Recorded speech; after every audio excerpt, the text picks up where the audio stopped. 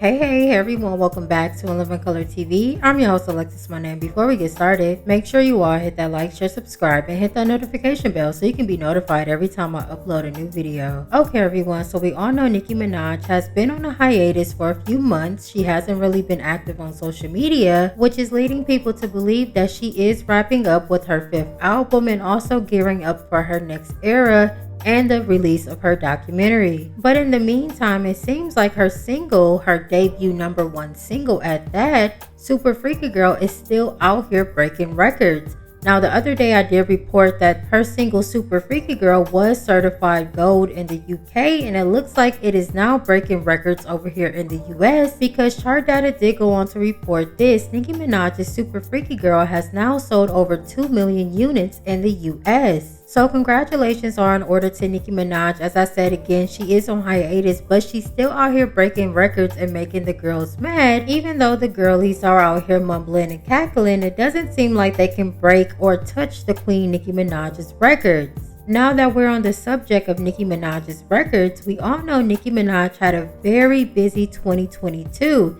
She released a lot of singles: Do We Have a Problem, Bustin', We Go Up, and also her #1 single Super Freaky Girl. And she was very active when it came to her being featured on other people's music, and it led people to believe like, okay, is the album coming? Is the documentary coming? Because Nicki Minaj also dropped a teaser to her 6-part docuseries that was supposed to be released a couple years ago on HBO Max, but there has been some readjustments, and it does seem like Nicki Minaj is trying to find a new home to have that documentary air. And I know Nicki also mentioned in a few interviews while she was promoting her singles last year that she will want to release her documentary and her album close together, because in order to understand the album, you'd have to watch the documentary, which makes sense to me. And I feel like with them coinciding with each other, it will make for a great rollout, and I'm very excited to see it all. And I can understand with the controversy that has been surrounding Nicki Minaj and her husband